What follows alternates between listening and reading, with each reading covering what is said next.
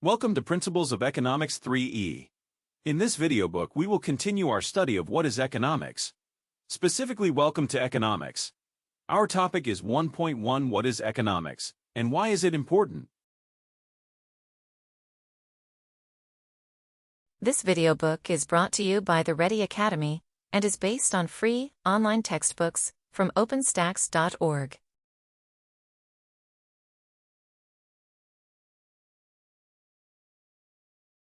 Learning objectives.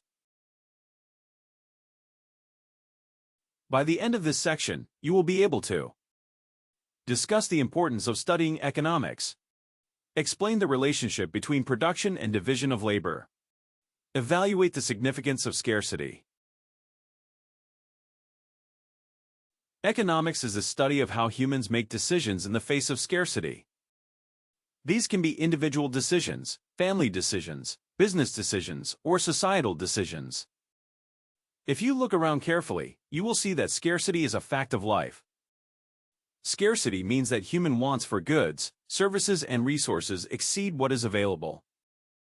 Resources, such as labor, tools, land, and raw materials are necessary to produce the goods and services we want, but they exist in limited supply.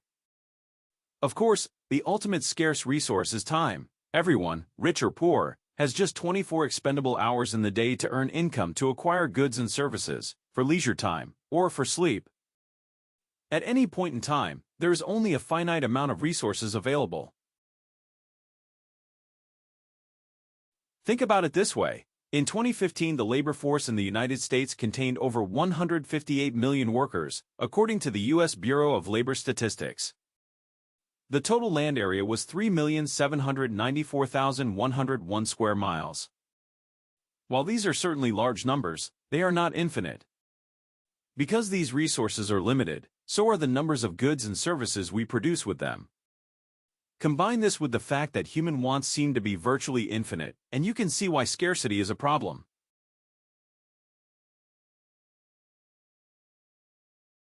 Introduction to Fred. Data is very important at economics because it describes and measures the issues and problems that economics seek to understand. A variety of government agencies publish economic and social data. For this course, we will generally use data from the St. Louis Federal Reserve Bank's Fred database. Fred is very user-friendly.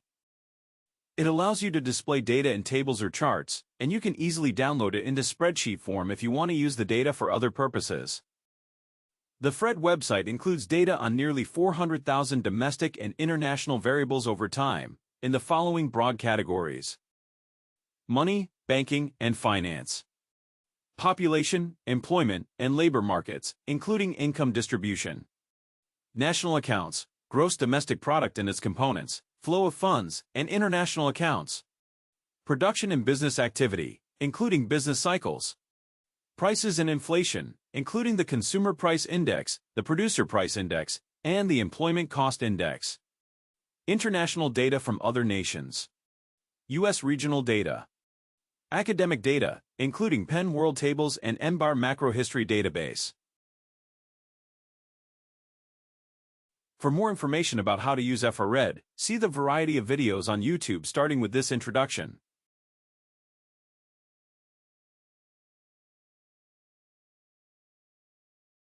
Figure 1.2 Scarcity of resources. People experiencing homelessness are a stark reminder that scarcity of resources is real. Credit: Pittsburgh Homeless by Davian/Flickr Creative Commons, CC BY 2.0. If you still do not believe that scarcity is a problem, consider the following. Does everyone require food to eat? Does everyone need a decent place to live? Does everyone have access to healthcare?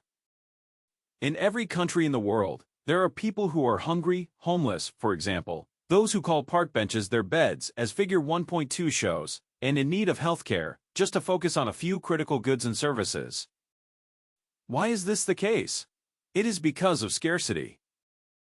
Let's delve into the concept of scarcity a little deeper, because it is crucial to understanding economics.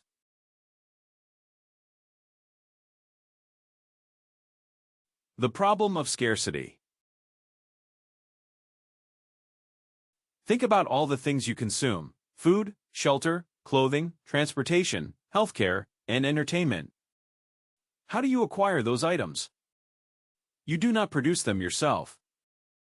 You buy them. How do you afford the things you buy? You work for pay. If you do not, someone else does on your behalf. Yet most of us never have enough income to buy all the things we want. This is because of scarcity. So how do we solve it?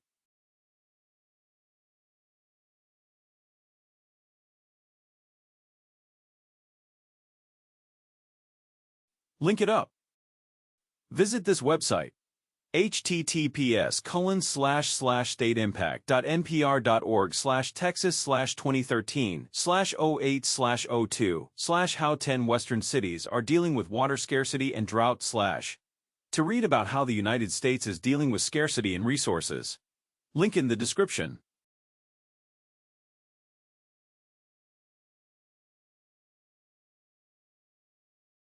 Every society, at every level, must make choices about how to use its resources. Families must decide whether to spend their money on a new car or a fancy vacation. Towns must choose whether to put more of the budget into police and fire protection or into the school system. Nations must decide whether to devote more funds to national defense or to protecting the environment. In most cases, there just isn't enough money in the budget to do everything. How do we use our limited resources the best way possible, that is, to obtain the most goods and services we can? There are a couple of options. First, we could each produce everything we each consume. Alternatively, we could each produce some of what we want to consume, and trade for the rest of what we want. Let's explore these options. Why do we not each just produce all of the things we consume? Think back to pioneer days, when individuals knew how to do so much more than we do today, from building their homes, to growing their crops, to hunting for food, to repairing their equipment. Most of us do not know how to do all, or any, of those things, but it is not because we could not learn. Rather, we do not have to. The reason why is something called the division and specialization of labor, a production innovation first put forth by Adam Smith, Figure 1.3, in his book, The Wealth of Nations.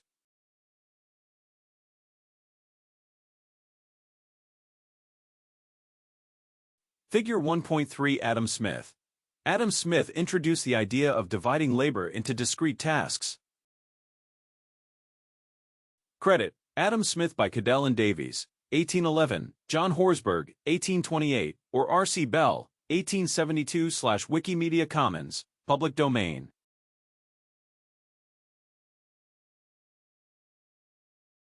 The division of and specialization of labor. The formal study of economics began when Adam Smith, 1723 to 1790, published his famous book The Wealth of Nations in 1776. Many authors had written on economics in the centuries before Smith, but he was the first to address the subject in a comprehensive way. In the first chapter, Smith introduces the concept of division of labor, which means that the way one produces a good or service is divided into a number of tasks that different workers perform, instead of all the tasks being done by the same person. To illustrate division of labor, Smith counted how many tasks went into making a pin, drawing out a piece of wire, cutting it to the right length, straightening it, putting a head on one end and a point on the other, and packaging pins for sale, to name just a few. Smith counted 18 distinct tasks that different people performed, all for a pin, believe it or not. Modern businesses divide tasks as well. Even a relatively simple business like a restaurant divides the task of serving meals into a range of jobs like top chef, sous chefs, less skilled kitchen help, servers to wait on the tables, a greeter at the door, janitors to clean up, and a business manager to handle paychecks and bills, not to mention the economic connections a restaurant has with suppliers of food, furniture, kitchen equipment, and the building where it is located. A complex business like a large manufacturing factory, such as the shoe factory, Figure 1.4, or a hospital can have hundreds of job classifications.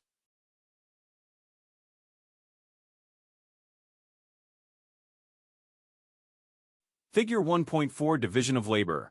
Workers on an assembly line are an example of the divisions of labor. Credit: Red Wing Shoe Factory Tour by Nina Hale/Flickr Creative Commons, CC BY 2.0.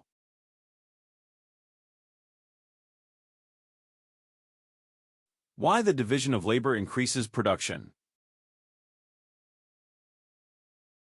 When we divide and subdivide the task involved with producing a good or service, workers and businesses can produce a greater quantity of output.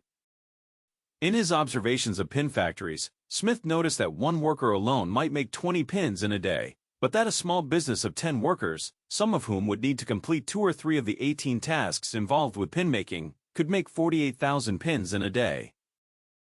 How can a group of workers, each specializing in certain tasks, produce so much more than the same number of workers who try to produce the entire good or service by themselves? Smith offered 3 reasons. First, specialization in a particular small job allows workers to focus on the parts of the production process where they have an advantage. In later chapters, we will develop this idea by discussing comparative advantage. People have different skills, talents, and interests, so they will be better at some jobs than at others. The particular advantages may be based on educational choices, which are in turn shaped by interests and talents. Only those with medical degrees qualify to become doctors, for instance. For some goods, geography affects specialization. For example, it is easier to be a wheat farmer in North Dakota than in Florida, but easier to run a tourist hotel in Florida than in North Dakota.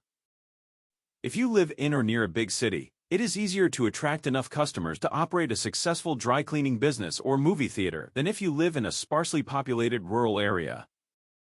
Whatever the reason, if people specialize in the production of what they do best, they will be more effective than if they produce a combination of things, some of which they are good at and some of which they are not. Second, workers who specialize in certain tasks often learn to produce more quickly and with higher quality. This pattern holds true for many workers, including assembly line laborers who build cars, stylists who cut hair, and doctors who perform heart surgery. In fact, specialized workers often know their jobs well enough to suggest innovative ways to do their work faster and better. A similar pattern often operates within businesses. In many cases, a business that focuses on one or a few products, sometimes called its core competency, is more successful than firms that try to make a wide range of products. Third, specialization allows businesses to take advantage of economies of scale, which means that for many goods, as the level of production increases, the average cost of producing each individual unit declines. For example, if a factory produces only 100 cars per year, each car will be quite expensive to make on average. However, if a factory produces 50,000 cars each year, then it can set up an assembly line with huge machines and workers performing specialized tasks, and the average cost of production per car will be lower. The ultimate result of workers who can focus on their preferences and talents, learn to do their specialized jobs better, and work in larger organizations is that society as a whole can produce and consume far more than if each person tried to produce all of their own goods and services. The division and specialization of labor has been a force against the problem of scarcity.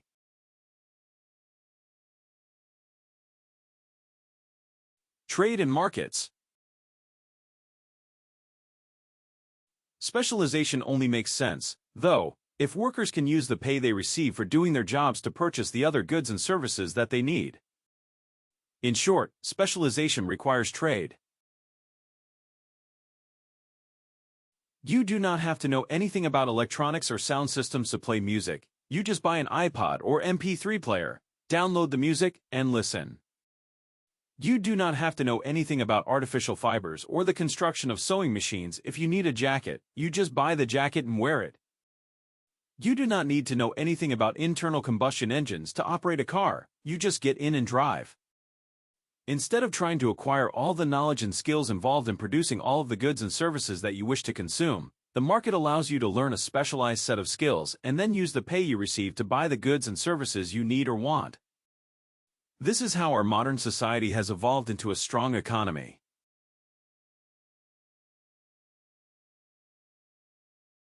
Why study economics? Figure 1.5 Esther Duflo, Abhijit Banerjee, and Michael Kramer. Esther Duflo, Abhijit Banerjee, both from Massachusetts Institute of Technology, and Michael Kramer, University of Chicago, were awarded the Nobel Prize for groundbreaking work in which they established experimental methods to understand poverty and outcomes of initiatives to address it. Credit: Modification of work by U.S. Embassy Sweden /Wikimedia Commons. CC by 2.0. Financial Times /Wikimedia Commons. CC by 2.0. U.S. Embassy Sweden /Flickr Creative Commons. CC by 2.0. Now that you have an overview on what economics studies, let's quickly discuss why you are right to study it. Economics is not primarily a collection of facts to memorize, although there are plenty of important concepts to learn. Instead, think of economics as a collection of questions to answer or puzzles to work. Most importantly, economics provides the tools to solve those puzzles. Consider the complex and critical issue of education barriers on national and regional levels, which affect millions of people and result in widespread poverty and inequality. Governments, aid organizations, and wealthy individuals spend billions of dollars each year trying to address these issues.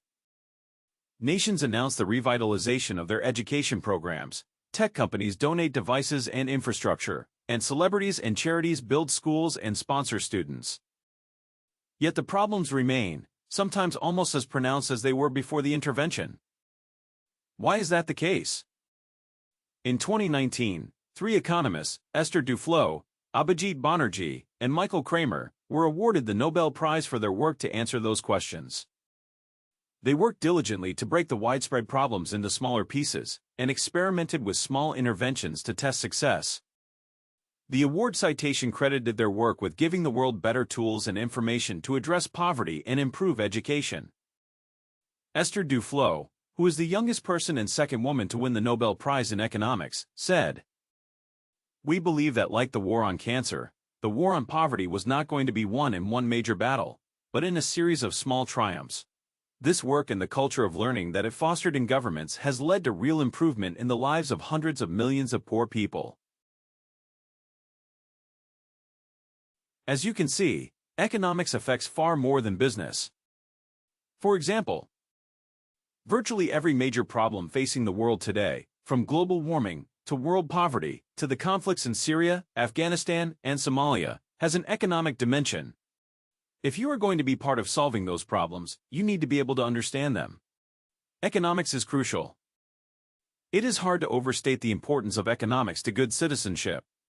You need to be able to vote intelligently on budgets, regulations, and laws in general. When the U.S. government came close to a standstill at the end of 2012 due to the fiscal cliff, what were the issues? Did you know?